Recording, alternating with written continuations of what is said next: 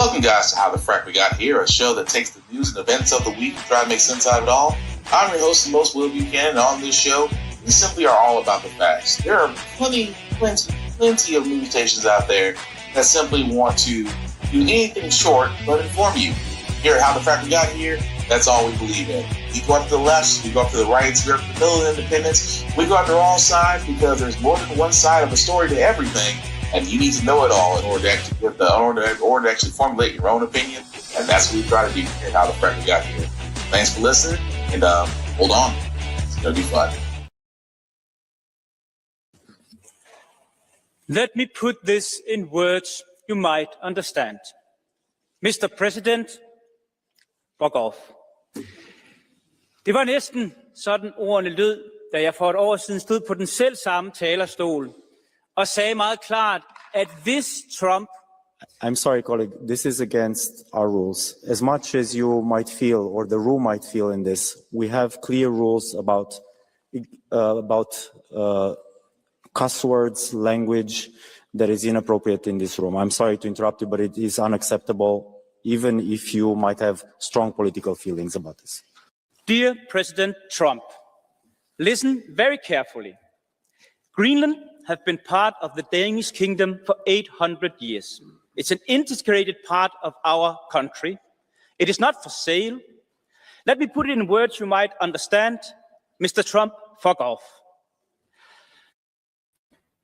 I mean, it doesn't get any clearer than that, folks. Also, yeah, probably should give a warning about language. But anyway, today's date, January 21st, 2026. This is How the Frack We Got Here. I'm your host, the most Will Buchanan. How the Frack We Got Here. We do take the events of the week and try to make sense of it all. Before we get started, guys, let you know that we do pride ourselves on being a news podcast, which means we do only cite from reputable sources with award-winning journalism. We do not do sensational news like Fox News, now CBS News, The Blaze, The Beast, wherever extreme left or extreme right you get your views from. We simply don't do that. We give you nothing but the facts. At the same time, we do try to watch our language here, but as you just saw in like the first in the first minute or so of this podcast, that's going to be out the window tonight. So if you are not for offensive language, you might want to mute us or come back to us another day, but there also might be things that might be shown that may be too intense for younger viewers. So viewer discretion is advised. Aside from that, welcome. So yes, it's been a year. Jesus, it's been a year. A year since a bunch of idiots decided that Taco deserved another swing of the bat at the presidency. And all I can sit there and say to you MAGA cultists, you conservatives, you people that swear up and down things are better, are they though? I mean, they really are not. At the same time, especially at the World Economic Forum in Davos, well, I should say Taco really didn't get the hero's welcome he was hoping to get, because in Taco's mind, he is nothing more than a dictator. And as you guys can literally and figuratively see, as you know, old man walking from what looks like Marine One, no one is there to greet him. Not a freaking soul outside of Secret Service and, of course, whatever security is there. But yes, as you guys can see, no fanfare, no parade, nobody saying we love you, no red hats. It's almost as if he's in a country that isn't brainwashed, or he's nowhere near his cult. But as he's on his way to the economic forum to speak. And trust me, there is a lot from that, which we will get into just because of the fact of the matter. He said some things. And outside of committing his war crime in Venezuela, he decided to go ahead and bring back up the one thing that we all knew was coming. He wants Greenland the same way. Actually, let me say that back. I was about to say in the same way Erica Kirk wants the baby, but that's wrong. That is wrong. Let me say differently. Taco wants Greenland the same way he wants to be, the same way he wants to pardon himself after his term is over. Let's say that, because I'll leave the Erica Kirk and JD Vance jokes for later. But anyway, of course, he had always something to say, because when he's got a podium, he feels like he's loved, but really he's just a piece of shit. Would you like me to say a few words of Greenland?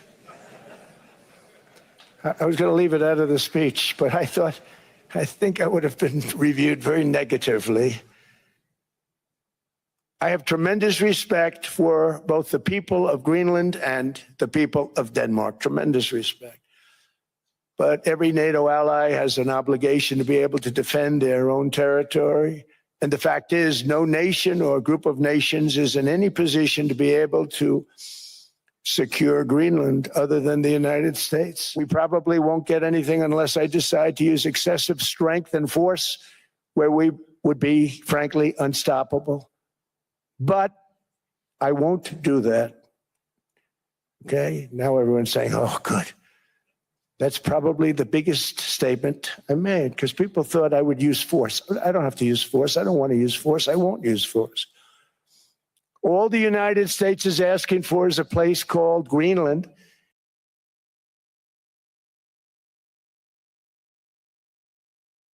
Uh-oh. Did we get kicked off? Well, not sure what happened there, folks, so I apologize profusely. I guess NBC decided to kill it. Let's bring it back here to...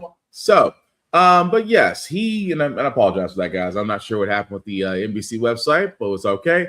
But to basically say that all about, he sat there and said, the U.S. alone can only protect Greenland because Greenland cannot protect themselves from the boogeyman that is Russia and China.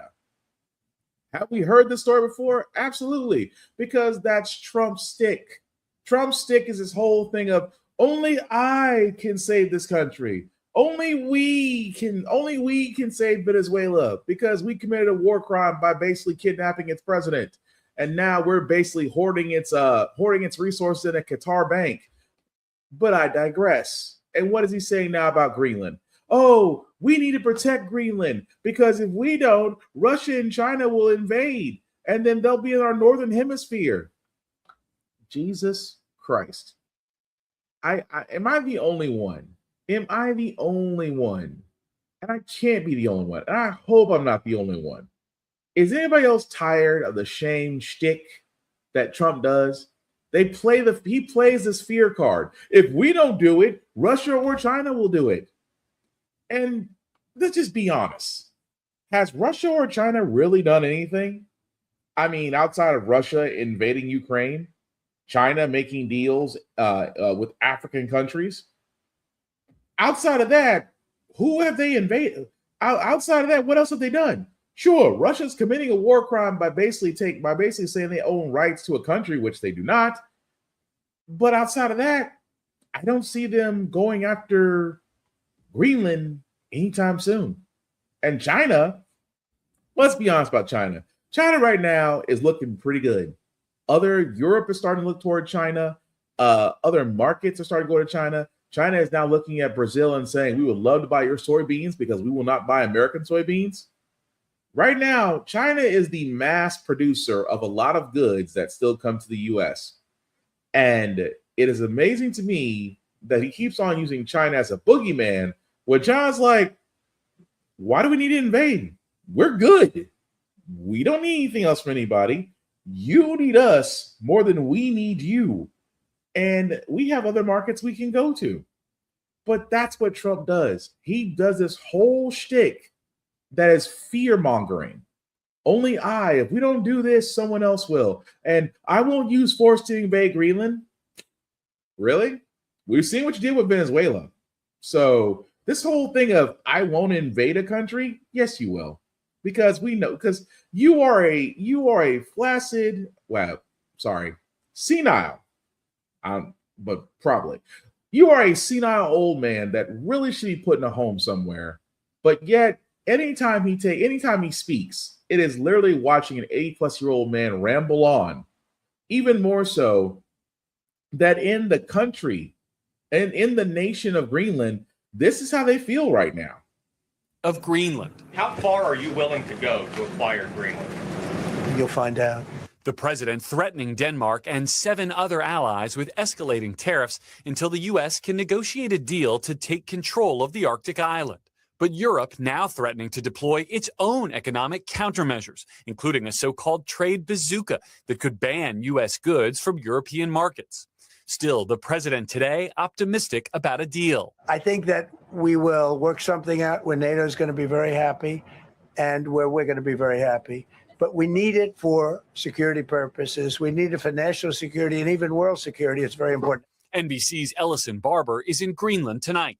here in the capital city of Greenland. If you go into a lot of the shops in this area, you will see signs, merchandise with a very clear message, just like this: Greenland is not for sale. They all say it's crazy, but also many are scared. President Trump argues Denmark cannot defend the massive island from Russian and Chinese threats, taking the unprecedented step this week of posting private messages from other world leaders, including one from French President Macron, praising President Trump's moves in Syria while adding, "I do not understand what you're doing on Greenland," and inviting Trump to meet him in Paris. They get a little bit rough when when I'm not around. But when I'm around, they treat me very nicely. All of it flowing from a lengthy news conference the president held today to mark the anniversary of his second inauguration, focusing on the economy, pointing to rising wages and gas prices at a 4-year low. Gasoline prices have come per gallon way down. When that happens, everything else comes down. With polls showing most Americans not satisfied with the cost of living. They created the affordability problem, and we are solving it. We have solved a lot of it. And there is another foreign leader text message making news tonight. A presidential text with Norway's prime minister released on Monday shows President Trump appearing to link his push for Greenland with his frustration with not being awarded a Nobel Peace Prize this year. The president insisting that he believes the country has, quote, tremendous control over who receives the prize, despite their denials. And what's actually amazing, folks, is the simple fact of the matter, that's what he's worried about. I should have got the Nobel Peace Prize. I ended 8 wars. No, you didn't. But you somehow believe you did. But do you see the fact of this, and this is the thing about it. Yes, Trump's an idiot, beyond a shadow of a doubt. But he's a great con man. But look what he's done to a country that literally is just there because he wants it. Imperialism at its freaking finest. And that's just and guys, I am just saying that's being honest. I know my camera froze up, so bear with me for a second on this. But what I'm getting at is, folks, is just that it's imperialism at its finest. Taco wants to sit there and basically wants to sit there and be like, oh, well, I want it and I can get it because I've already gotten away with one war crime. What's wrong with another one?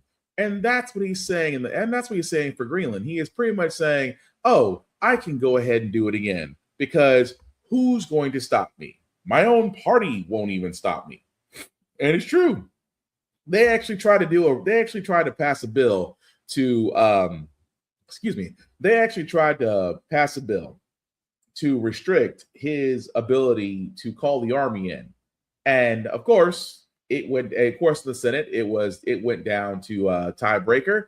Who was tiebreaker? Of course, the newly about to be 4th-time daddy, still a couch fucker, still probably banging Erica Kirk, JD Vance, of course being the tiebreaker and shooting down the bill that would have actually reined in Taco from actually calling in the army for anything else. And that's effing scary. Because he's already committed, and the thing about it is where a lot of people don't get, he's already committed one war crime. And that's just one of many things that he should have been impeached on a long ass time ago.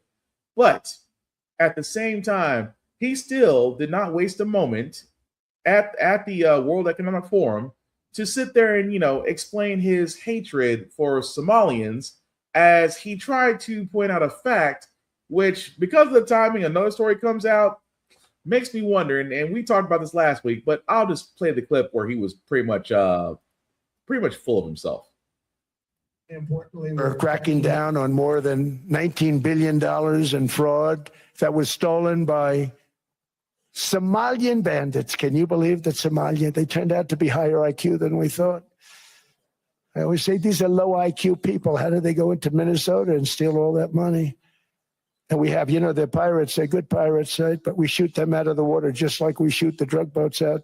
They're not pirating too many boats lately, do you notice?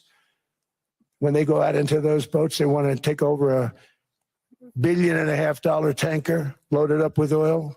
And they say, we're going to blow up your boat. They have powerful weapons. You hit the side of the boat, you blow the whole thing up. The insurance companies are petrified. So they say, just give them the boat. We'll give them money instead. And I don't do that. we blow them right the hell out of the water. We see them going out, we blow them out of the water. Now you see, rambling. That's all it was. It was straight. It was literally straight to the. It was the Somalians. It was the Somalians. The pirates. We know they're pirates. We blew them out of the water. It never ceased to amaze me that imagine the people. Imagine these are individuals, countrymen, politicians, people representing their countries at this economic forum, and you've got to hear that idiot ramble on about, well, those Somalians, they took out $19 billion.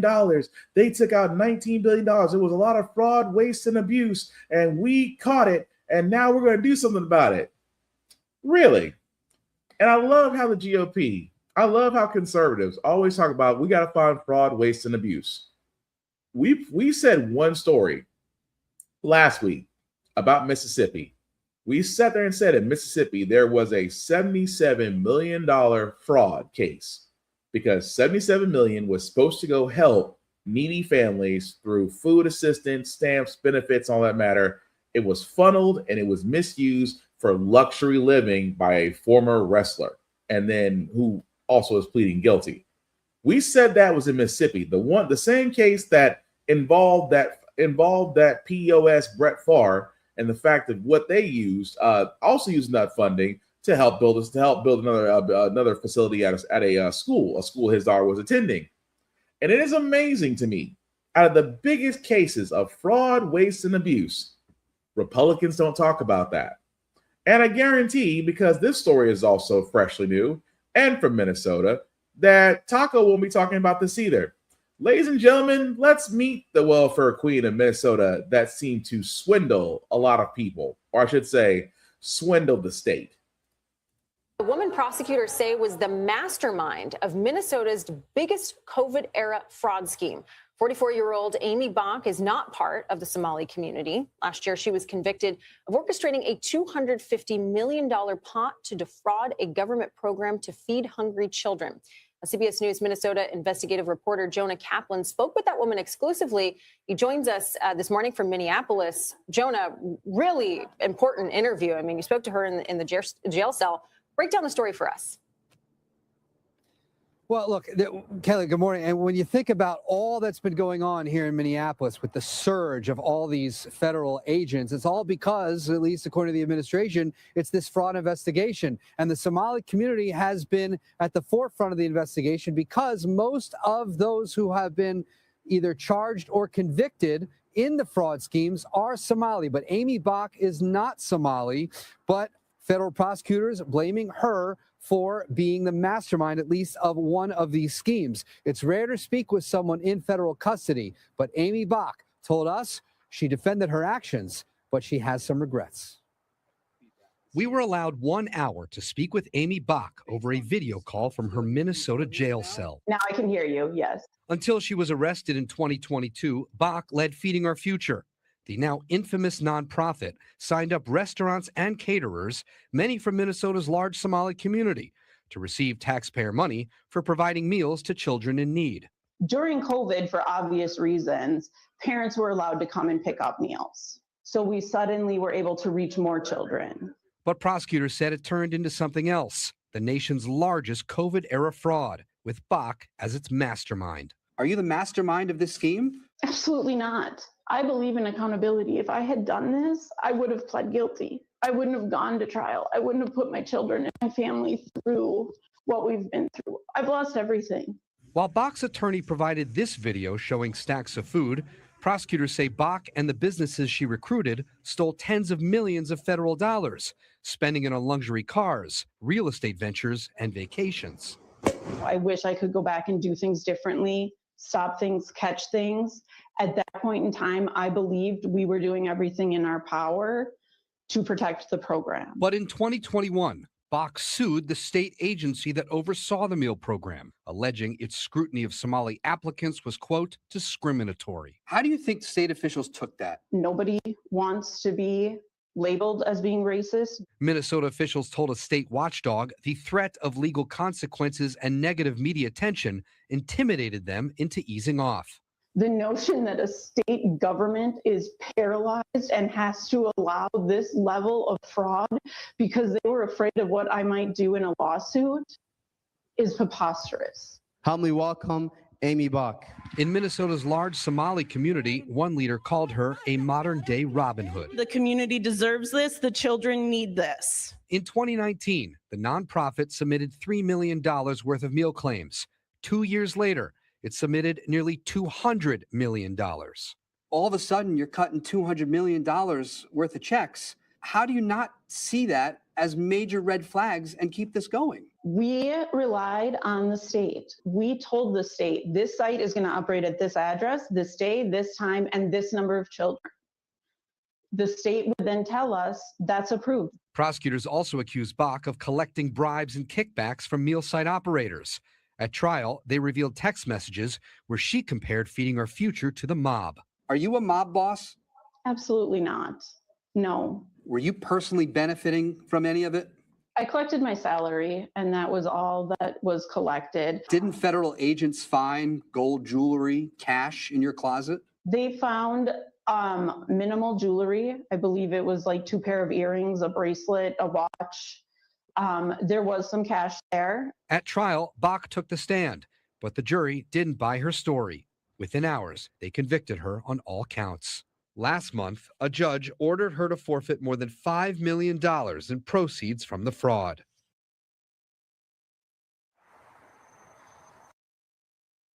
Now, what's amazing?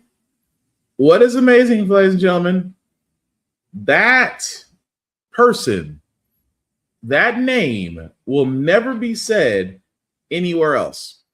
Because when it comes to GOP and conservatives and fraud, waste, and abuse, they will never mention this person. But they'll mention, oh, well, Somalians were also involved in this too, and they're a part of it too. But just like that claim right there, guys. And again, how do you go from 3.4 million in 1 year and then 200 million the next year? At the same time, you swear up and down you have no idea what's going on. I can see why they convicted you, and it's kind of hard to feel bad for you. But what I'm saying about this, guys, is this is where I say it's all misleading, because Fox News and everywhere else that's on the right side is going to run with this and sit there and say, well, see, they had to be involved because look, they're involved in this scheme, and that woman took 200 million. Yes, a white woman did. A white woman funneled $200 million to other people in the organization that might have been Somalian. But what the headline is going to read, Somalians defrauded the system. And I always find it funny where it's always in the GOP side of fraud, waste, and abuse. It's always people of color. Always people of color. That was the whole thing. Remember when President Obama way back then wanted to give tax cuts? What was Fox News saying? Oh, he wants to go through the ghetto and give people money and Obama phones and all of these things because they voted for him. And if they never voted for him, they would have never gave it to him. And yet, Taco gives away $40 billion to Argentina. Nobody blinks an eye. You know, he wants to give more money to Venezuela. He wants to give money to Israel. He wants to give money everywhere else, but doesn't want to help American citizens. But yet, in the world of fraud, waste, and abuse, it cannot be a white person. Oh no. Even though we covered 2 stories, one out of Mississippi, where that trial is happening right now, and of course, this one happening in Minnesota. Both multi-million-dollar schemes, both were supposed to be funding to actually help feed families. Both were headed by white people. One thing the GOP will simply not say, because you know why? It goes against exactly what the narrative is. And their narrative is, if it's a person of color, they must be up to nothing good. But if it's a white person, they make mistakes. And that's the bullshit. But anyway, speaking of bullshit, going back to basically Trump and the Greenland, the State Department, I don't know why these people Why these people do interviews, I never know. But again, they basically got on to ABC News trying to sugarcoat, hey, if Greenland sides with Trump, it's all sunshine and rainbows. And trust me, that's exactly how the guy sounds when I play this. Deputy spokesperson Tommy Pigott is here for more on this whole issue. Tommy, thank you for joining us. You know, as it stands now, NATO would be obligated to respond under Article 5 if Russia or China attacked Greenland. So what specifically could the U.S. do if it controlled Greenland that it can't do now? Well, the president has outlined a lot of this in terms of the Golden Dome setup that would be necessary, the security of the Arctic, the investments we see from the United States. And ultimately, this is about having hard conversations about our security with our allies and our partners. And that's who you have these conversations with. It's similar in some ways to the fact that you had President Trump calling on a 5% increase for GDP from NATO allies. And we've seen our allies step up and provide that, which has led to a stronger alliance. So the president's been clear that the United States having Greenland would be better for the security of the Greenlanders, for the United States, for NATO as a whole. Walk me through why. I just talked to a Danish minister there, a member, and she says the U.S. can build that Golden Dome infrastructure without taking over Greenland. They already have the permission to do it.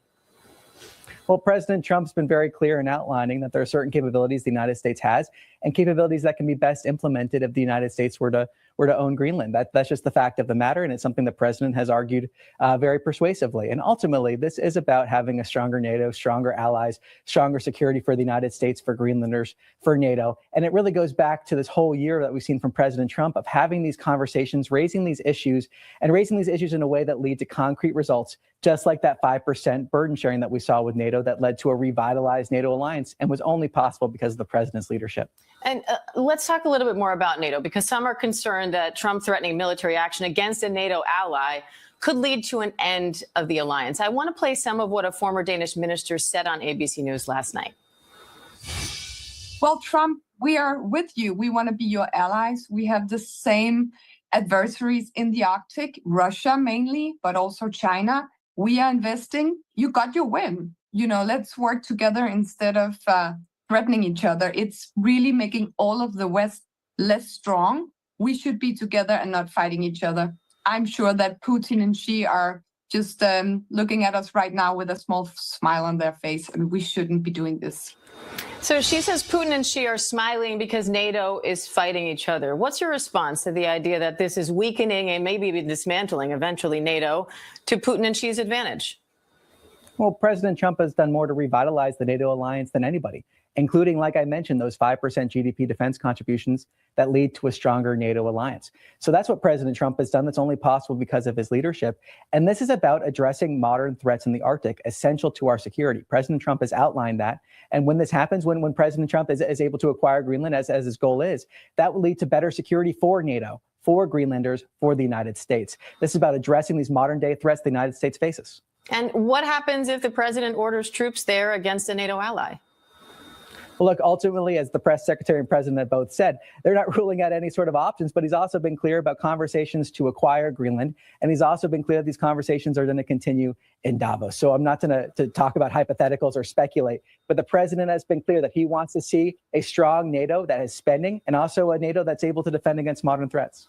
President Trump is also set to hold a formal signing ceremony to constitute the Gaza Board of Peace. But this charter draft circulated online doesn't directly mention Gaza, and it appears to signal a broader mandate. Now some are speculating that Trump's trying to build an alternative to the United Nations. Is he? Well, look, this Board of Peace was something that was under a UN mandate that, again, was only possible because of President Trump's leadership. The global coalition that we saw to bring about that ceasefire in Gaza was only possible because of President Trump. And we saw the release of hostages. We saw the humanitarian assistance that was able to enter Gaza without being looted by Hamas. And we've seen the president lead on ending 8 conflicts in just a year. That's the president's leadership here. The president's clear he wants the UN to go back to basics in terms of solving peace, being part of these discussions. Unfortunately, UN hasn't been. But President Trump's leadership has ended these conflicts, and he's looking to continue that, to build on that progress and see lasting peace. Tommy, I got to stop it right there because Jesus Christ. You know what kills me? Outside of the fact that he just looks like he should be on How to Catch a Predator. But the level of just ass kissing, and pardon my French, the level of ass kissing, spitting. Of course, everything was wrong. You know, the president ended 8 conflicts. He didn't. It's been proven. Even the countries where he tried to name had conflicts were like, we was beefing with y'all. We was beefing. We didn't know. Apparently he knew, but we didn't know. At the same time, the Board of Peace. Oh, Jesus Christ. Here's the thing. Here's the scary part about this, folks, is that the Board of Peace that Taco would love to have includes, and I kid you not, it comes with a price tag. $1 billion, as he calls a pledge, to join the Board of Peace. And yes, he has extended the Board of Peace, invites, I should say, to Iran, to Russia, and China. The same, a lot of people say, what? Yeah, the same countries he says are threats, he supposedly is offering join the Board of Peace. Because, you know, he's such a, I do peace through strength. I'm a peaceful president. I don't like war. You are so full of shit. And even more so, your state director, I should say. I'll say this much. I don't know how his lips and tongue are not brown from all the ass kissing he has done to basically show up. And this is the part where I was getting at, to show the president off. And this is the part where I sat there and said it on this podcast. And I said it for 2 years straight during the Biden-Harris's term. And I sat there and said at the end, where voting was going to come back up again, I sat there and said, and I will say it again, the last thing you want to do is give Trump a second shot at the presidency. The last thing you want to do is give a villain a redo, because they'll learn. Trump learned from his first term. I'm going to gather all the smartest people. I'm going to gather everybody that knows what they're doing, because I know smart people. I have a talent for seeing smart people, and I'm going to have them in my administration. And yet his first administration was a effing disaster. But Trump 2.0, what did he learn? You don't need the smartest people in certain positions. You need loyalists. You need folks that are going to fall on the sword. You need folks that are going to kiss your ass every time you bend over and spread. You want folks to say your name like it's an advertisement or a brand marketing deal. He wanted loyalists. And that's what you're seeing in every part of his administration. Oh, the president's so great. God bless our president. He is showing strength. No, he's not. He's probably one Big Mac away from self-deleting at this point. Not to wish death upon the man, but let's be honest. If you're calling Trump healthy, I want your credentials checked, because he looks like an expired white privilege that's been in a tanning booth too long. But even more so, his loyalists, again, are doing the work, propping him up, making him look like he's great, while the rest of the world sit there and says, fuck off, Donald. Which a lot of people feel the same way here, because what was supposed to be a great discussion at the World Economic Forum was nothing more than Donald Trump going there, wiping his ass on everything, then walking out like he's the hero. And now all of a sudden, we might see the end of NATO, because that's what's going to happen, guys. Honestly, that if Taco decided to do the same thing to Greenland that he did to Venezuela, that would effectively end NATO. And the only people I'll be smiling about that are the boogeymen that he invited to the Board of Peace. Russia would love it, and China would love it if NATO had dissolved. But like I said, strange things, and it's only been an effing year. It's only been an effing year. That being said, guys, we do also have to head back to Minnesota, because why? Minnesota had a little bit of a problem, because I'm going to be honest, some white people really don't like protests, and only because this happened in a church. And who else but one of our favorite independent journalists, Don Lemon, just happened to catch the story. This is an operation that is secret, that they invited folks out. This is Operation Pull Up, more of a clandestine operation. We show up somewhere. They don't expect us to come there. And then we disrupt business as usual.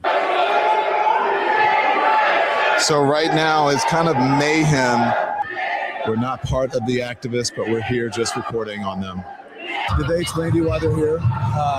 They did not. They said that there is someone here in Easterwood, someone who is a member of ICE, and he's a pastor of the church. Our church had gathered for worship, which we do every Sunday. We asked them to leave, and they obviously have not left. So this is what the First Amendment is about the freedom to protest. There's varying array of views in this church on politics of immigration. Recognize the complexity of the issue. This shows you just how divided America is. When you look at the protesters here, and then you look at the people there who are praying, and you know what was the interesting thing? If these two groups could just get together, they might figure out what to do. I don't necessarily agree with everything that's going on in the Twin Cities right now, but I don't think it's good to fight fire with fire. I think it's good to speak up. I think it's good to protest, but I think it's better to do it in a peaceful way. Yeah, that was interesting to watch. This guy here, look, hugging his kid. And, you know, I imagine it's uncomfortable and traumatic for the people here. They think you lost and this didn't accomplish anything, and you went into their house, the house of the Lord. The reality is the house of the Lord is a place where love lives. It's not a place where you can have a pastor masquerading as the director for the field office of ICE. And she's right. Now, for all those that don't know, this church they're talking about that they did a protest in, one of the pastors there is also the field director of ICE in Minnesota, which is the reason why they were protesting there. That also being said, of course, I think it was a pastor. Sorry, David Easterwood. I think that's right. Am I right? Yeah, David Easterwood. Right. The acting field director of St. Paul ICE office.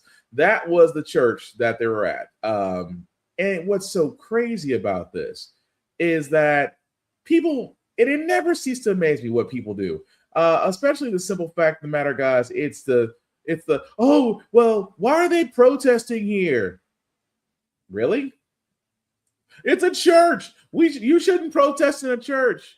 It makes us uncomfortable. We come to worship. This is a violation of the FACE Act. Oh, that got said. And for all those that know what the FACE Act is, and I'll read it because that way I can tell you. Because the FACE Act is the Freedom of Access to Clinic Entrances. Let me try it again. Freedom of Access to Clinic Entrances Act.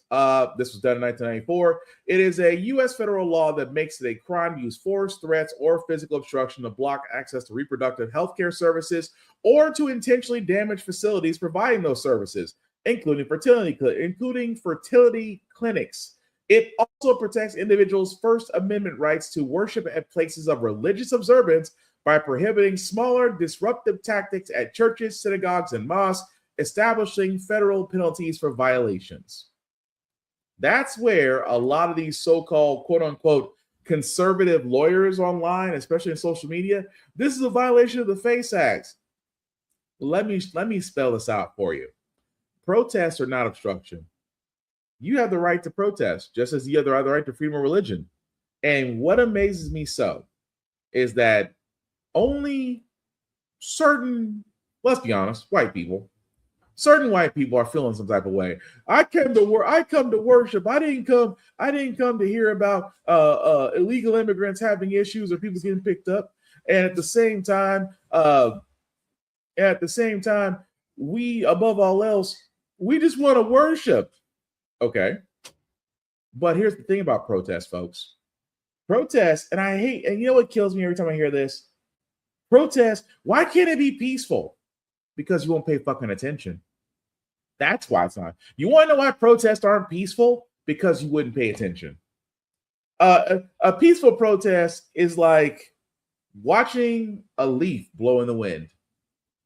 Sure, you know it's there. Sure, you know that somewhere along the lines that's going somewhere. But then just as that leaf leaves your point of view, you pay no longer attention to it.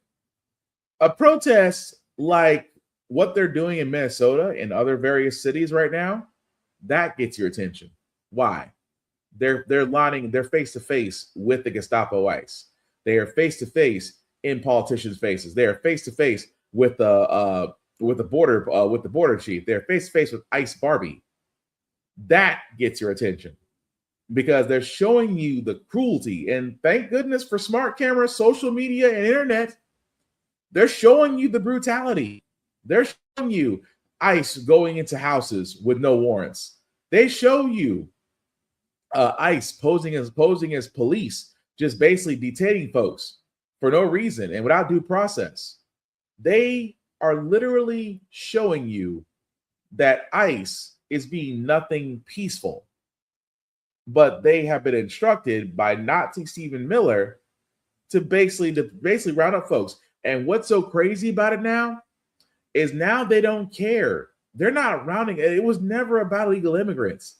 It was about occupation, suppression, and antagonizing the public to where lethal force can be used so that the Insurrection Act could be implemented. It's all a plan. And that's all it is. But so miss me with the whole, why can't it be a peaceful protest? Would you pay attention if it was? And let's be honest, white folks, a lot of you wouldn't. A lot of you wouldn't pay attention until it hits at your front door, till it hits at your backyard, till it hits at your neighbor. That's when it has your attention. Or just like law enforcement's finding out, because ICE is going after law enforcement too. Now all of a sudden it's too much. And I find it funny where a woman getting shot in the face a little over 2 weeks ago doesn't seem to get everybody's radar, but a police officer that gets hemmed up by ICE, oh, now we have your attention.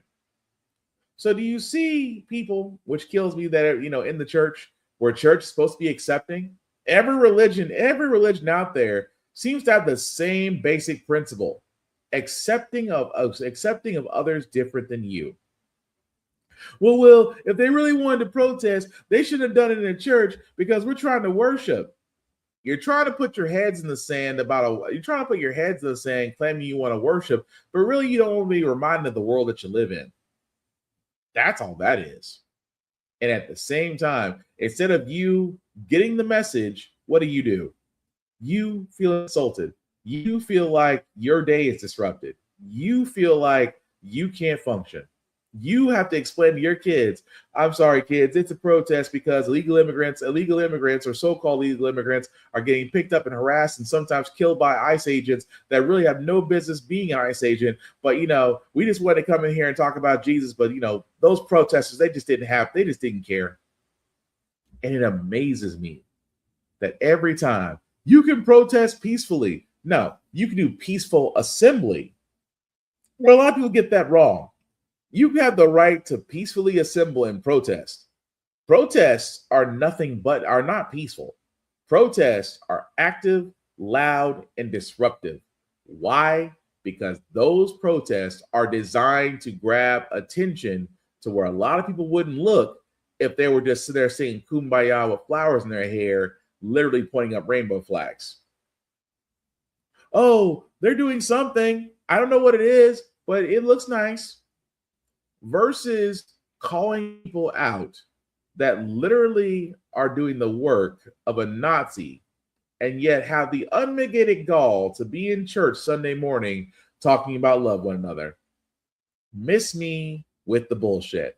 At the same time, because of that, the border chief, along with the FBI, are sending more people, more personnel to Minnesota.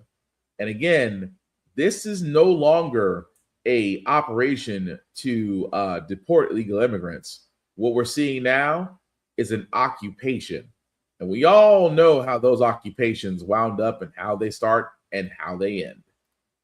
Active duty troops are on standby for potential deployment to Minnesota. Defense officials say 2 infantry battalions have pre-deployment orders amid violent protests against the federal immigration crackdown. Over the weekend, the governor mobilized the Minnesota National Guard, but troops haven't been deployed yet. Now the FBI is increasing its presence in Minneapolis, and the mayor says it feels like an occupying force. ABC's Jack Date has the details. Hi, Jack. The Department of Justice is investigating a disruption at a Minnesota church over the weekend. What's the DOJ saying about that? That's right. Yesterday, during morning services at a St. Paul church, there was a disruption. A group of demonstrators came in and were protesting and chanting anti-ICE slogans in the middle of this worship service. Senior justice officials, including the Attorney General and the head of the Civil Rights Division, have said this is a version of intimidating Christians, and that they were interfering with their First Amendment rights and rights that are protected under what's called the FACE Act, which is an act that was designed to protect access to clinics, but also protects people in worship, in houses of worship in particular. And so they're investigating whether there are violations of the FACE Act and pledged to prosecute those demonstrators who they say are not protected under the First Amendment in that house of worship. And the Department of Justice says it's not investigating the ICE officer who shot Renee Good, but multiple sources say it is investigating Minnesota's Governor Tim Walz and the Minneapolis Mayor Jacob Frey. So what's the latest on that? That's right. The Justice Department has been making claims, senior officials, that both the Governor Walz and Frey had in some way impeded law enforcement activities in Minnesota, and now they're investigating whether that occurred. It's a big escalation in the sort of multi-front effort to pressure both the political apparatus and the people of Minnesota. All right, Jack Date, thank you. And again, for the simple fact of the matter, quiet you. So again, that's what they want to do, folks. It's all about occupation. They realize and this is all, and honestly, it's been the plan all along. Because you notice, if they really did care about illegal immigrants, go to Texas. Over 2.1 million undocumented are there. But the grand scale of what you see in Minnesota, you're not going to see in Texas or Tennessee or Alabama or Georgia or Florida or Mississippi, North Carolina or South Carolina. You simply will not see it. Even though those are red states, even though there may be undocumented here, but because it's Democratic, what Taco and them want to do is occupy. Because if you can occupy the cities, eventually that means you can take over the state. Eventually that means you can declare martial law. And eventually you may even hinder the election. The same things that Maduro did in Venezuela, Taco may try to pull here. So instead of them going in and actually taking people out, what they might wind up doing is simply occupying it. Because again, Taco has said nobody can stop him, and the GOP won't lift a finger. And again, Democrats, you have 10 months. If I was the Democrats, I would literally be playing every one of Trump's actions, every one of his failed promises, every one of everything he's ever said or did, and then start showing what you're doing. What's your plan? Because the biggest thing is the Epstein files, which, by the way, Trump is still ducking, and the House committee wants to hold the Clintons in contempt for testifying. And Bill Clinton, already sat there and said, release the files. I got nothing to hide. Trump obviously does. But that's the thing. As we get closer and closer to the midterms, Democrats should be firing on all cylinders right now and letting women lead. Because I think it has been past time to allow women to take the lead in politics for a party. Because let's be honest, it's been a black woman that's been saving us the last couple of times now. Don't argue with the facts, it's true. But moving right along, guys. Again, this doesn't help for those that are looking for jobs because, well, December's job report says the same thing we all sat there and said. Nobody's hiring. 2025 is out. The report shows employers added 50,000 jobs in December, falling short of expectations. And the unemployment rate fell to 4.4% after November's historic high. This is the first report released on time since October's government shutdown paused data collection. It's also the first report since the Federal Reserve tried to boost hiring by cutting interest rates last month.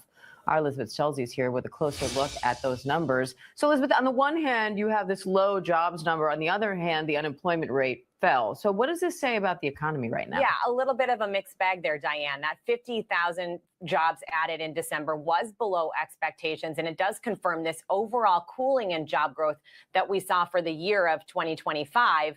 The unemployment rate coming down to 4.4%, that is good news. We had seen that rate at 4.6% in the month before. What that rate is all about is how many people who are trying to get a job and can't find one. So we want to see that rate going down. Right now, it's coming off of that 4-year high. When you kind of dig into the details of this report, Diane, what it shows us is there are a couple of sectors really driving job growth in the economy. One of them, and this has been the case all year long, is healthcare. There were 21,000 jobs added to the economy in the healthcare sector in December alone. Almost 2/3 of all job growth last year was from healthcare. And then another big driver last month was restaurants. So that's typical in the month of December. You see a lot more people out celebrating the holidays, food, restaurants, bars, hiring more people. But notably, when you look at those job losses, the retail sector actually did cut quite a few jobs last month. That is very unusual for that time of year, especially when you're thinking about general merchandise stores, warehousing. So we're going to have to look into why exactly that was the case for the month of December. Also, Diane, manufacturing, 8,000 more jobs lost in December. This caps off a really tough year for manufacturing jobs when you're thinking about kind of the overall economy. And big picture, when we look at job growth in the overall economy for last year, which we now have kind of the full picture of, this is, as one economist described to me, a frozen market. We did not see a ton of firing. Losses did not fall off a cliff, job losses, but we're also not seeing those kind of blockbuster hiring numbers that we had seen for many years coming out of the pandemic. So could this lead to another rate cut? We do have the Federal Reserve looking so closely at these jobs numbers this year. In the market, the initial market reaction, you're seeing futures trade slightly higher in expectation that this does pave the path for another rate cut from the Fed. The Fed wants to see the job market stay stable. It does not want to see a further weakening. And so rate cuts would kind of help support that. But at the same time, you do still have prices above where the Federal Reserve wants them. Wage growth is still higher, and that can contribute in some ways to higher prices. So this likely keeps the Fed on hold for its meeting this month. We're going to be looking at kind of the expectations for Fed meetings from there on out. A lot of economists, analysts say that the next likeliest possibility for a rate cut, Diane, would be at the Fed meeting in March. So long story short, nobody's hiring. Jobs are lost. And again, how many more times we're going to sit there and it's the same story all over again? And all I can stand and say is this is the snowball effect of Taco. This is his snowball effect. His tariffs killed jobs. His tariffs killed jobs, slowed the economy. At the same time, unmitigated AI has had a lot of companies reduce their workforces and try to keep their profits high. So yes, in so many words, nobody's freaking hiring at all. So we really should not be surprised by that. But also what's surprising, guys, again, like I said, going back to Taco and the rest of the GOP will never claim fraud, waste, and abuse. Well, this story right here, which I want to talk about. So this is the Secretary of Labor, Chavez de Ramir. Now, I'm not going to apologize for screwing up her name. She's pretty much going to jail anyway. Because this Inspector General, Lori Chavez de Ramir, she basically used her position as a way to enrich herself, including travel fraud. She did spending sprees, specifically at strip clubs, taking multiple members, and pursuing a fellow employee that did not return her advances per se. And to the tune of almost $12 million that she has to account for. Again, misconduct. Outside of the Secretary of Defense, never sober Pete Hegseth, meet the female version. And all the while, Republicans are being silent. She was appointed by Trump, and Republicans are silent. So what have we done in this podcast? I've shown 2 situations where they could have sat there and said, you know what? That happened. It is what it is. Let's remove them. And yet the GOP is silent as she's being investigated for misusing her position and funds that were available to her. Crazy, right? Well, here's also what's crazy. Do you guys remember this story just last year about RFK? And we knew this was coming. RFK suggesting that women taking Tylenol may cause autism in their children. We all remember this. Secretary Kennedy, the amount or the significance this announcement will have on struggling American families, as you mentioned at the top of this. And secondly, I've spoken to a number of Republican senators actually about the linkage between pregnant mothers using Tylenol and this risk of autism or other health disorders in unborn children. And one prominent senator told me that the evidence there is weak and there's no relationship. Can you respond to that? For Tylenol? For Tylenol. Okay, on your first question, I mean, there's a good example that we worked on recently. We recently put together an agreement in South Carolina and now some other states, the private insurers and for Medicaid and Medicare to pay for sickle cell anemia treatment. The cost of that treatment is $1 million. It cures sickle cell anemia, but it's $1 million.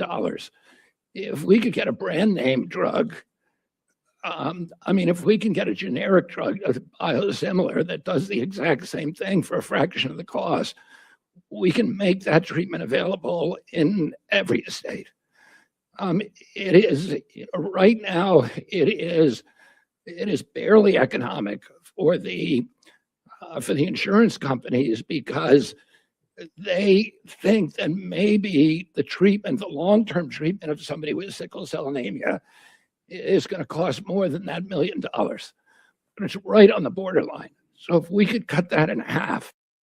So I'm just going to stop it right there just because, number one, I swear that man needs to either turn on subtitles or just stop talking or get a translator because, my God, you have to struggle that hard just to be heard. You should not. I'm sorry. If you are the Secretary of Health and Human Services, and you sound like that, I'm freaking concerned. But the reason why I bring that up, because remember that big old thing, and remember the fact that the makers of Tylenol had to come out and be like, our shit is safe. You don't know what the fuck you're talking about. Well, it's kind of funny where it's like, well, where's the data? Asking ye shall receive. Literally, researchers investigated and found no link between Tylenol and autism. A paper published Friday did not find any evidence for the claim that Tylenol use in pregnancy raises the risk of autism, ADHD, or intellectual disabilities.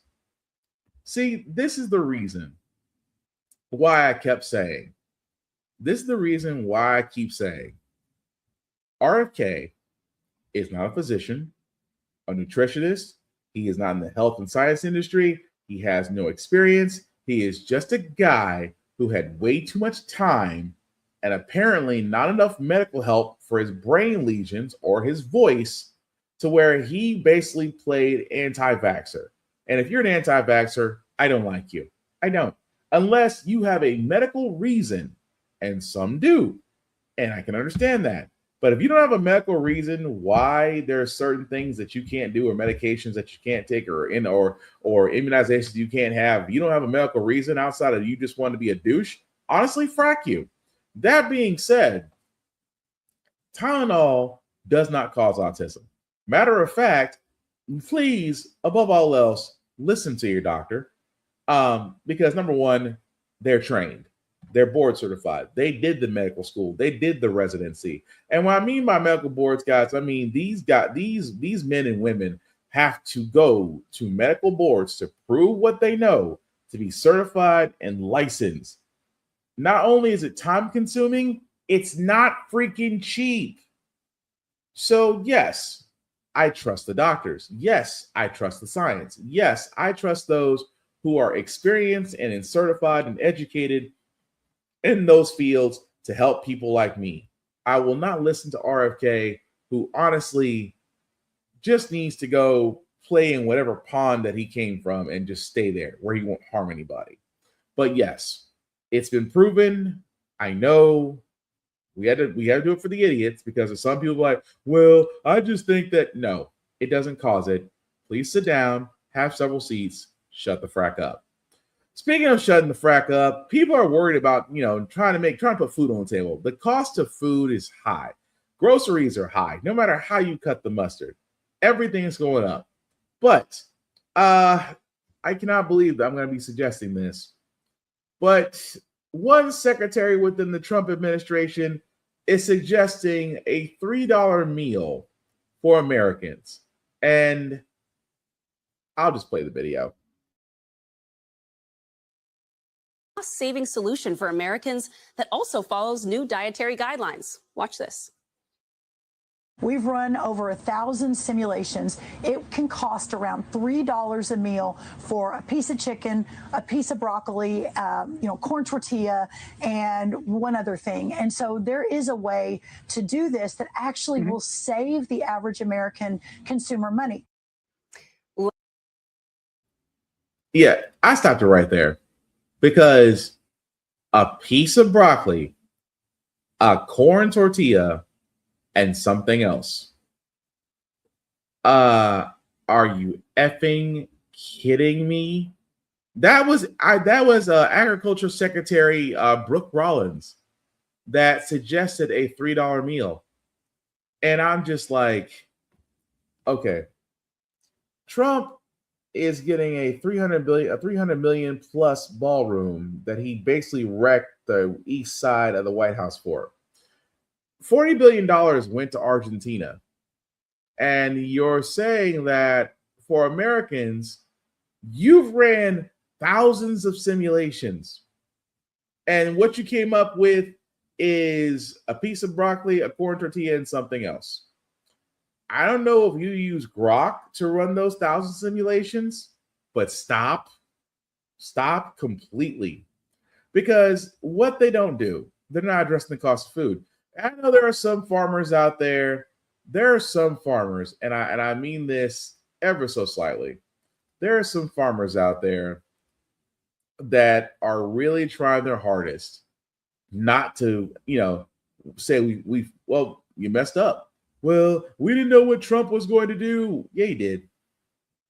You fell for the con man, not once but twice. Farmers have been bailed out in both of Taco's presidential terms. At the same time, soybean farmers are looking at their crops basically lose profit because China's not buying anymore. And for a lot of people that don't know, our fruits come from overseas. Very few fruits are in the US now. But avocados, Mexico, the other fruits from Europe. And as we said earlier in this podcast, you don't want Europe to sit there and do a persona non grata on the US. You definitely don't want that. Because if Europe decided to ban US goods from their shores, our economy would collapse in less than a month. Actually, I'd take it back. Our economy would collapse in 3 months. Because for a lot of people who don't know, we are not producers, we are consumers. And that only happened because, capitalism and greed. Capitalism and greed turned us from producers to consumers. And we are now dependent upon other countries in order to keep certain things on our tables. And above all else, instead of you addressing that problem or actually trying to help farmers, you want to sit there and say, let's go on the Hunger Games diet. No. See, a certain person did say, let them eat cake, and she wound up losing her head. And that's not pun intended. Yeah, Marie Antoinette. Look it up. History's not kind. But two more stories, guys, before we get to our feel-good segment. This one is brought up because, remember I sat there and, tried not to joke about J.D. Vance, that couch fucker. possibly banging Erica Kirk, and now baby daddy to baby number 4 because his wife is now pregnant. I know I tried my hardest to make it not personal, but I can't stand the guy. He is literally a douche. But that being said, it was one thing about this next story that what the GOP also wanted was also in Project 2025, because much like The Handmaid's Tale, much like Stepford Wives, they want people to start having babies. Not because Elon Musk's mother said that, please have babies because my son needs workers. No, they want to get back to a 1950s America to where the white population has increased. But you know what? I'll let them tell it. Thinks Americans aren't having enough kids. I want more babies in the United States of America. And the Trump administration believes having kids starts with getting married, saying the, quote, traditional family unit has come under recent cultural attack. That's why the federal government is pouring money into marriage counseling programs, dubbed by some marriage boot camps. I was skeptical at first because I'm like, we don't need to go to that. But once we went through the class, I learned a lot, and actually, I would do it again. Tanja and Freddie Gaddis completed an 8-week class just after their wedding in 2024, where they dove deep on issues like how to communicate better. You're a little bit more than a year in to the marriage. How's it going? It's going well. Don't get us wrong now. It's not perfect, but it's perfect with us learning how to work through the disagreements. The program they went to, run by Auburn University, funded in part by federal programs that have been around for a while. And now it's one of more than 100 that are receiving portions of a new 9-figure federal grant. President Trump is also now giving money directly to newborns in his 2025 budget bill, with so-called Trump accounts for long-term investments. And on top of that, the Heritage Foundation, authors of Project 2025, want the president to renew his vows with a new push, in their words, to save America by saving the family. Some of their ideas: discouraging online dating, direct payments for newlyweds, more tax incentives for married couples and kids, and yes, marriage boot camps. Not just funded, but run by the federal government, specifically by Robert F. Kennedy Jr.'s Department of Health and Human Services. People need to understand the importance of marriage. The total cost of Heritage's plan? $280 billion over the next decade. The modest investment, I think, will pay off tremendous dividends because we'll have a healthy, growing population in the best ideal circumstances. He's talking about population because the U.S. may be staring down a growing shrinking problem, as some demographers warn that the country's population could decline soon, for the first time since the Declaration of Independence was signed in 1776. The U.S. fertility rate hit an all-time low in 2024. Now experts say a combination of the declining birth rate and the Trump administration's immigration crackdown is slowing population growth faster than expected. Data from Pew Research found that for the first time in 50 years, more immigrants are leaving the U.S. than coming in. It's why you're hearing about so-called pro-natalist policies a lot more, pushed by people like Elon Musk, who has fathered at least a dozen children of his own. And I think for most countries, they should view the birth rate as the single biggest problem they need to solve. But some experts say policies need to go beyond paying for people just to have more babies. The director of the Carolina Population Center at UNC telling us in an earlier interview, investing in long-term support for families is just as important. Keeping moms in the labor market is going to be important if we have fewer people overall, but also sort of investing heavily in young children to make sure that they are in safe childcare environments, that they are getting educational starts early in life. More money for families has long been a priority for Democrats, with Republicans generally focusing on cultural issues. I think if you really give people a sense of ownership in this country, a sense that they can build something, build a nest egg, build a family, that is the trick to reinvigorating the American dream. Now, year 2 of Trump 2 may focus on both. And John Allen is joining us now. So what's your sense, John, on reporting this out? Is this something that could get bipartisan support from Democrats too? I think there are pieces of it that could get bipartisan support. We've already seen some of that, the baby bonds that President Trump did in the One Big Beautiful Bill Act. There's something he had talked about before, there's something Kamala Harris had talked about on the campaign trail. Originally, I believe started with Cory Booker, the New Jersey Democrat. So I think there's definitely interest on the Democratic side in doing some of these pro-family things when you talk about expanding child tax credits, things like that.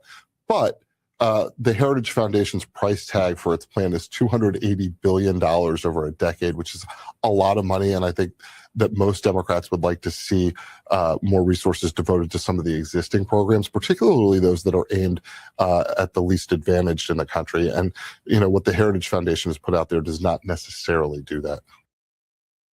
Yes, because the Heritage Foundation wants to choose the white population. Guys, okay, first and foremost, let me say this. I have nothing against marriage boot camps. I do believe if you do find somebody and marriage is the next step, congratulations. I highly recommend always do counseling because you want to make sure that you are, like I said, marriage is a commitment. And also because the way they do divorce setups, they make it harder to get out of divorces. Not to say that you should think about that. I am saying, take the time, take the counseling, take the therapy, get to know each other. Marriage is constant work. Trust me, I know. That being said, what is scary is that Project 2025 wants to basically have this incentive to have more babies. And I've said on this podcast, ladies, if you are single, I do not blame you for just wanting to keep to yourself. I don't blame you. I don't blame women these days if you don't want to date, if you don't want to get married, because why? The one thing that is not said from the Heritage Foundation is that they treat women like broodmares. Women don't have rights because they believe that they believe in the 1950s women should be barefoot and pregnant in the kitchen, and that's what they believe.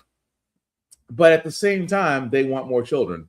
That was basically the entire plot of The Handmaid's Tale, where literally women are not treated like human beings. They are treated like, again, broodmares. At the same time, it's this whole thing of just, well, we need to give incentive to women getting married and having kids in this society. I fear for my sisters. I fear for my wife. I fear for my daughter. I fear for my nieces. My niece, not nieces, sorry. Although I have nephew's niece. But what I'm getting at is I fear for every woman that I know because they're not viewed. They should, but in the eyes of some, they don't have the autonomy over their bodies that they should have. It really should be their body, their choice. That's the end of it. I cannot tell you and of course, abortion always comes around. Abortion rights. Oh, will someone think of the children? Someone think of the unborn? While ignoring the fact that the woman can decide whether or not that she can carry the child or terminate the child. It's her choice. The choices and consequences are hers and hers alone. The fact that, again, people still think that you should be able to tell a woman what she should do with her body that you are not attached to is audacity at its finest. And even more so in this day and age where a woman's rights, access to prenatal care, access to clinics, access to Planned Parenthood, access to the things that they should have, they don't have anymore. And let's not forget the fact that there is still SA going on, that there are still pedos out there, that there are still predators out there, and that it is harder for those victims of SA to come forward because 9 times out of 10, their actual assailants never see the inside of a prison. At the same time, again, I don't blame women. And thankfully, I thank my wife for wanting to marry me. I am forever grateful for that. But I don't blame women who simply do not want to date or simply don't want to marry or simply don't want to have kids because the society that we're in wants to roll back the clock to 1950 and sit there and say, well, we need you to have kids. our birth rates are declining.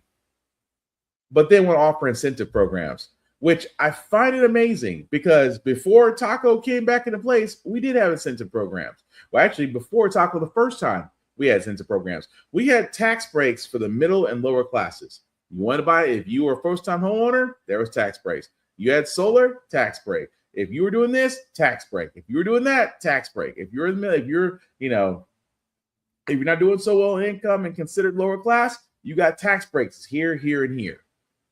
The rich were paying more. Now, granted, the corporate rate, the corporate tax wasn't as high as it should have been. It really should be in the 60s. It really should be in the 60%, but that's neither here nor there.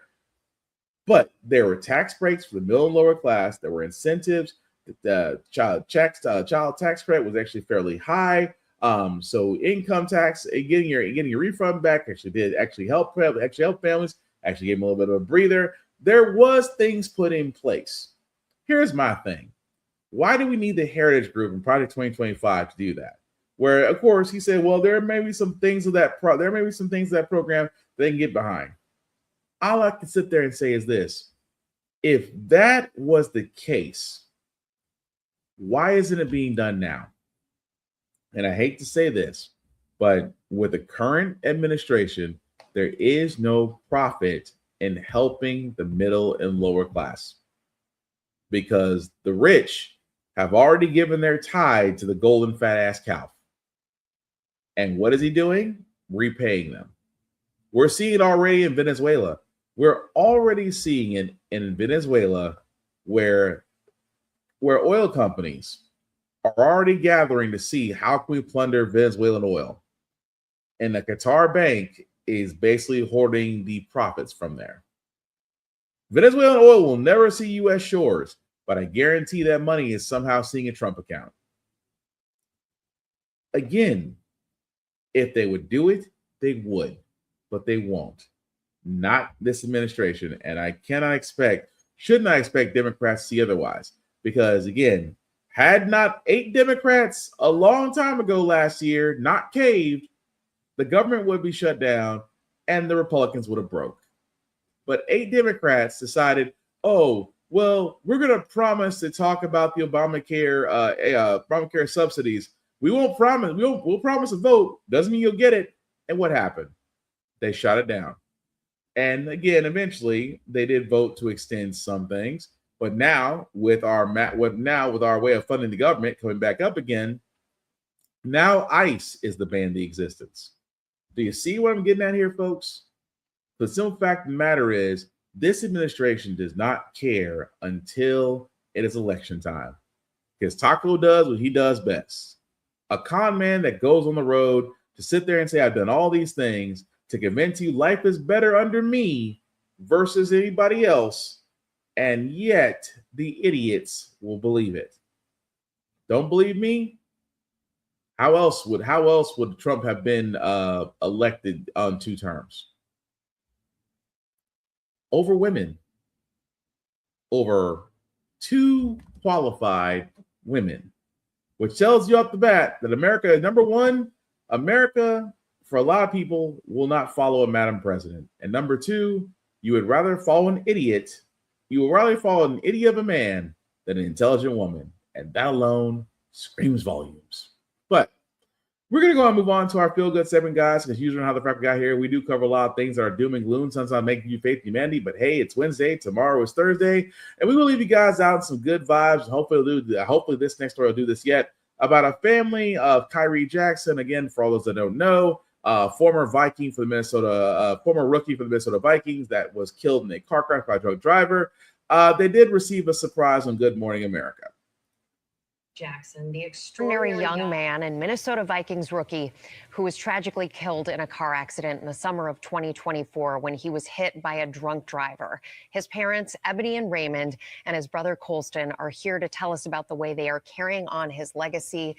Thank you so much for joining us this morning. I'm sorry it's under the conditions, and we are so sorry for your loss, but it's also something hopeful, a very hopeful message. I'm from Minnesota. I know how hard this hit Raymond, the community there.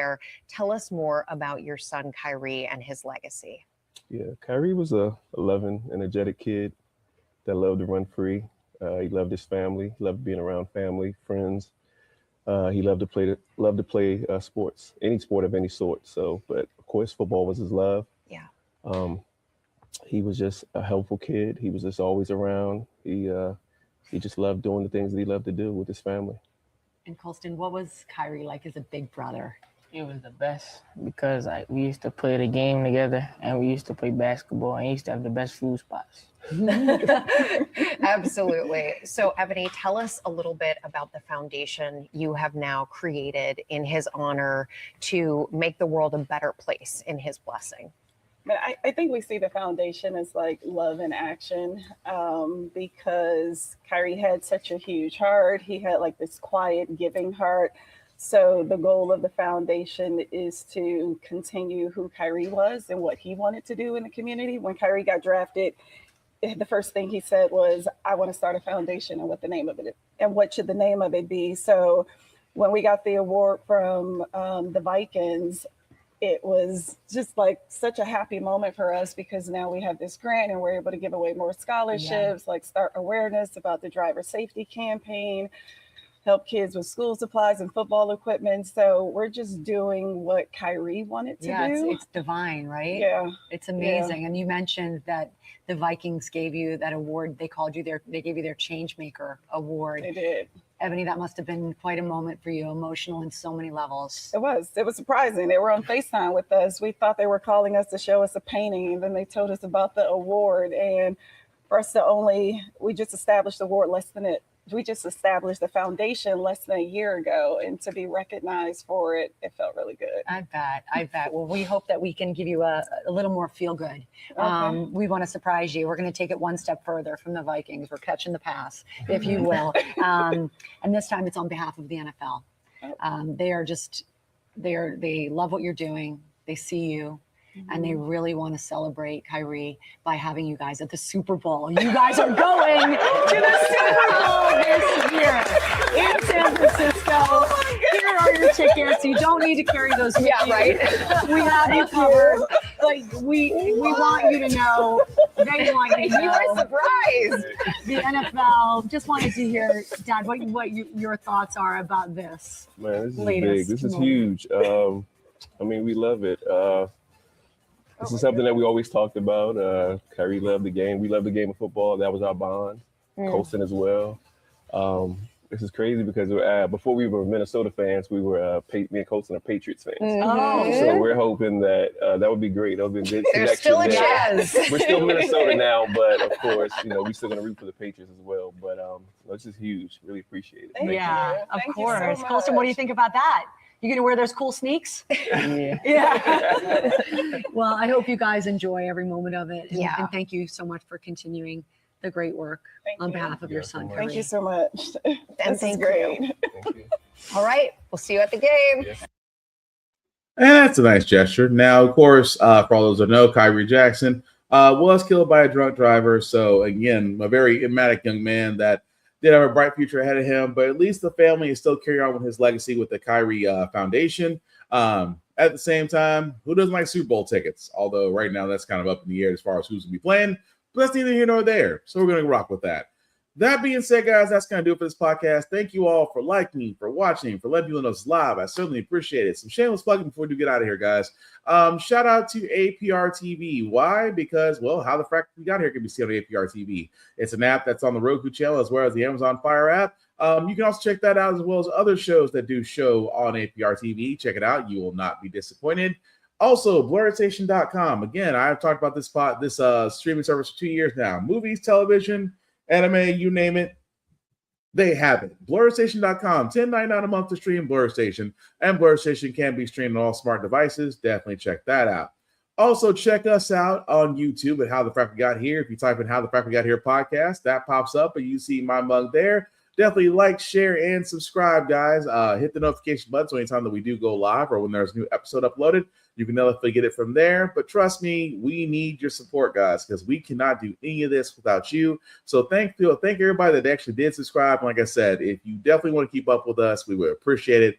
Definitely like, share, subscribe, notify, and hang on. Because like I said, it's gonna be a long ass 10 months. Also, You can check us out on iHeartRadio. You can check us out on Apple Play. You can check us on Apple Play. You can check us out on Apple Podcast, on Spotify, basically everything under How the Frack We Got Here. You can definitely check us out there and then basically listen to us by audio or video, however you want to get your podcast. Also myself, Black_Spartan615 is my personal social. You can follow me there. Usually talk to everybody, just don't make it weird. I'm going to get into the habit of blocking people and, of course, going from there. Also, guys, like I said, please out there, above all else, protect your mental, protect your peace. Find your strength, check on your friends, call and text, let them know that, make sure they're doing all right. But like I said, everybody's in a weird place right now. And like I said, this is only 1 year, but definitely protect your mental above all else. I cannot trust enough that there are plenty of services out there, numbers that you can take advantage of before you take that last resort to self-delete. Please don't do that. You are wanted, needed, accepted, and above all else, you still have a verse to basically present to that song we call life. Also, if you are in the South or in the Midwest or Midwest going toward the South and the East, guys, look, Mother Nature's going to throw us a curveball this week. Please, above all else, stay safe. I know for a lot of people, think we're not going to get snow, we're not going to get ice. Look, there's going to be some rough days coming up. So please, guys, if you have the ability to stay home, please stay home. If you have to go out, please be safe. Use your head. Nothing is no job or anything else is worth getting out there, getting yourself stuck or worse. Please be smart. Please use your head. Please do not go in the stores and buy up everything. Leave stuff for everybody else. It's only going to be a couple of days. You'll be fine. Just saying. But the last thing I'll say about the Frack, it's all about staying informed. We are not trying to reinvent the wheel, guys. We're simply giving you all the information, allow you to make up your own mind. But we do provide a lot of perspective that goes along with it. We do better society once we're informed. We're progressive. We move forward. We try to right the wrongs of our past, making decisions now that we should have done back then. Like electing our first Black woman to the Supreme Court, electing our first Black woman as Federal Reserve Governor, and maybe one day electing our first Black woman to be called Madam President. All great things. When we don't learn from history, we are doomed to repeat it. That's when we keep asking ourselves, why does everything go up in our paycheck? Why are we electing different politicians, but still the same old game in Congress? And most importantly, how the Frack we got here. Thank you all for watching, guys. Please take care of yourselves and each other, and I promise we'll get through this. Live long and prosper, guys. Peace.